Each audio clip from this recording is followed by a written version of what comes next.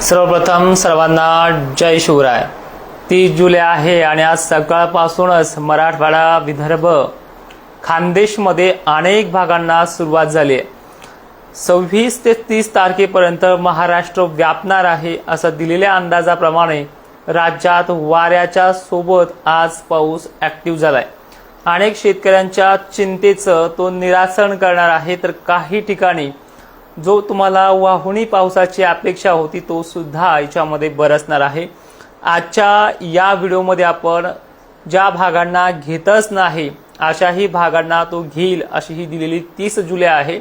फक्त वेळ 2 तासाचा, 3 तासाचा, 4 तासाचा, पण ह्या 30 जुलैच्या दिवसभरात दक्षिण महाराष्ट्र, सांगली, सोलापूरसह लातूरचे सुद्धा काही राहिलेल्या भागांना आणि बीड जिल्ह्यासह मराठवाडा, विदर्भ आणि दक्षिण महाराष्ट्रात पाऊस प्रभाव टाकत आहे। याचबरोबर आजची सुरुवात आणि संध्याकाळपर्यंतचा हा शेवट आहे आणि हा जो काही पाऊस आलेला आहे तो सध्या बंगालच्या उपसागरामध्ये निर्मित असलेला जो काही कमी दाब तो आता पूर्णपणे मराठवाडा, महाराष्ट्र, दक्षिण महाराष्ट्र आणि उत्तर महाराष्ट्रात सुद्धा तो प्रभाव टाकत आहे। आसाममध्ये याच कमी दाबाच्या क्षेत्राने धुमाकूळ घातलाय आणि तोच कमी दाबाचं क्षेत्र महाराष्ट्रामध्ये दस्तक देत आहे। आता हा दिवसभर कुठल्या भागांना काय करू शकेल, शेतीतले कामे आज मराठवाडा, विदर्भ आणि खानदेशमध्ये सहसा चालणारच नाहीत अशा प्रकारचा हा दिवसभर राहणार आहे। त्यानंतर वारंवार ज्या भागांनी अपेक्षाच सोडली होती त्याच भागांच्या अपेक्षा ताज्या करणारी कंडिशन ही आहे। म्हणजे सोलापूरची एकंदरीत सर्व गावं हे सुद्धा या भागामध्ये असा पाऊस दाटून येईल। त्यामुळे एक विनंती करतोय, मराठवाडा असेल, जालना असेल, कुठलाही भाग असेल, तुमच्या या भागातल्या पावसाने सर्वदूर ही व्याप्ती पूर्ण होईल। आता यामध्ये सर्वात प्रामुख्यानं दिवसभर अंग भिजत नाही ही परिस्थिती ही परिस्थिती जी आहे ती याच्यामध्ये आज पूर्ण होईल। दुसरी महत्वाची गोष्ट, सोलापूरला बारीक थेंबाची जी काही वारंवार इच्छा पाऊस दाखवतोय ती सुद्धा आज मोठ्या थेंबाची पूर्ण होईल। आणि एक मात्र नक्की आहे की हा जो काही कमी दाबाचा पट्टा आहे हा विदर्भ आणि मराठवाड्यामध्ये त्याचबरोबर खानदेशला हा सर्वाधिक जास्त पाऊस देणारा ठरणार आहे। आता एक एक जिल्हा आपण बघूयात।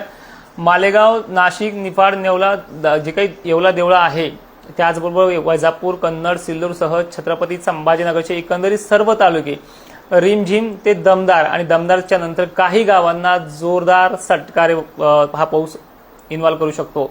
त्यामध्ये जळगावचा सुद्धा एकंदरीत सर्व तालुक्याचा आहे। नंदुरबारकडे पुढील 2 तासांमध्ये आगेकूच करत तिथे देखील पाऊस ऍक्टिव्ह होणार आहे।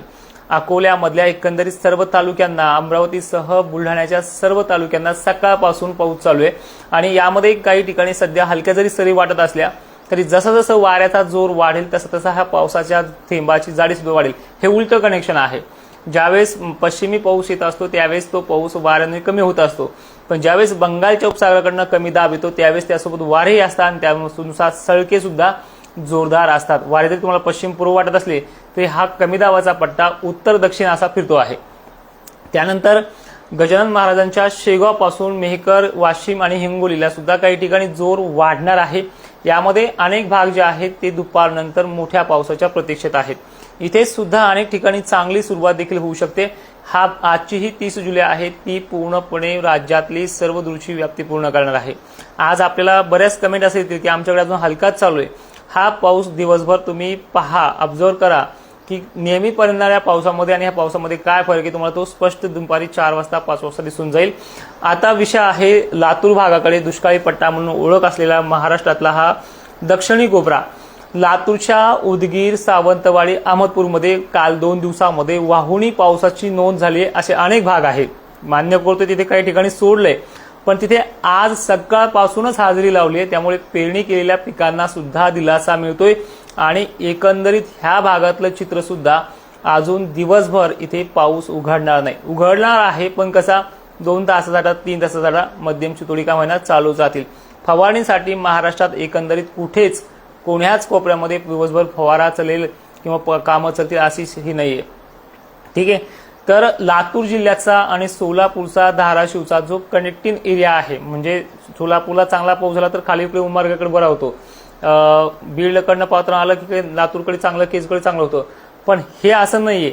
हे येणारच बीडकडनं आहे। दिसायला आभाळ तुम्हाला पश्चिम पूर्व दिसेल किंवा उत्तर दक्षिण दिसेल, या प्रणालीनुसार आणि येणाऱ्या वाऱ्याच्या जोरानुसार हा पाऊस ऍक्टिव्ह होण्यासाठी लातूर, नांदेड, बीड, परभणीसह जालन्यामध्ये सुद्धा सकाळपासून संततधार ते अधिक पावसाची नोंद होईल.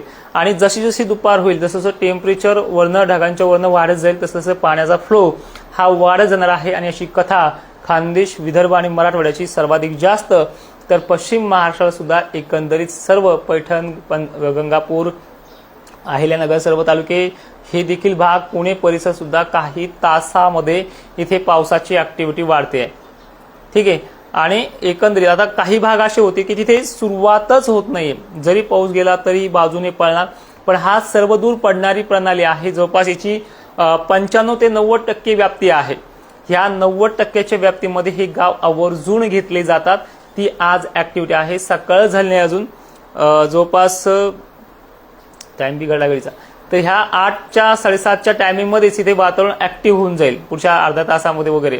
तर ह्या टायमिंगनुसार ही प्रणाली जवळपास रात्री 12-1 वाजेपर्यंत ऍक्टिव्ह असणार आहे. दिवसभर पाऊस महाराष्ट्रात असणार आहे.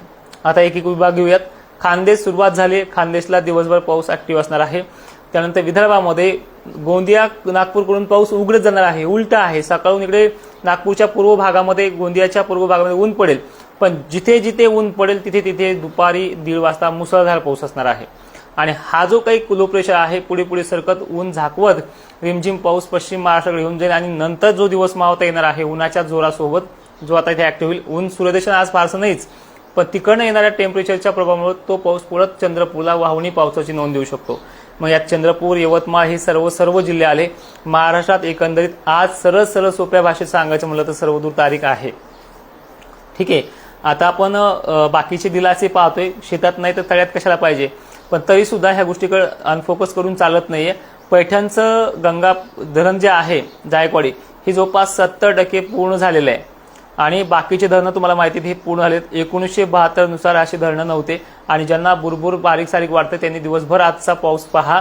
आणि उद्याच्या लाईव्ह मध्ये आपण सगळ्यांच्या कमेंट देखील घेण्याचा प्रयत्न करूयात. महाराष्ट्रामध्ये मी अशा अनेक भागामध्ये जाऊन आलोय. गेल्या वर्षीपेक्षाही बरे पिकं आहेत. जे कोणी मागं राहिलं असेल, पेरण्या मागं राहिल्या असेल, तुम्हाला फक्त एक जोरदार दिलासा देतो की परतीच्या पावसात तुम्ही मागे राहिल्यामुळे तुम्हाला फायदा होणार आहे. बाकी ज्यांनी अगोदर पेरण्या त्यांचं काय होणार आहे हे 1 ऑगस्टच्या रेकॉर्डिंगमध्ये मी तुम्हाला सांगणार आहे. पण मी तुम्हाला एवढं ठासून सांगेन, ज्यांनी आठवड्याभरापूर्वी पेरण्या केल्यात, ज्यांनी मागच्या पेरण्या केल्यात, ते फायदेशीर ठरणार म्हणजे ठरणार. एवढा जबरदस्त परतीचा पाऊस आहे. अक्षरशः मी त्या 1 ऑगस्टच्या रिपोर्टमध्ये परवाच्या दिवशी तुम्हाला सगळं सांगणार आहे. कारण की यंदा सुद्धा पावसाचा धिंगाणा मराठवाडा, विदर्भासह पश्चिम महाराष्ट्रात कायम असणार आहे. आणि एवढा खतरनाक पाऊस परतीचा गेल्या वर्षीची सुद्धा बरोबरी करू शकतो, हे असे रिपोर्ट अजूनही निघतात. ठीक आहे. आता सुपर अल्निनो तर नाही, हा आपला रिपोर्ट होता. 10% वगैरे तो राहील प्रभाव, त्यामुळे थोडीफार असमान वितरण चालू आहे त्याचं. आणि विशेष करून इकडे पश्चिम महाराष्ट्र, दक्षिण महाराष्ट्र, मराठवाड्यात सुद्धा चालू आहे.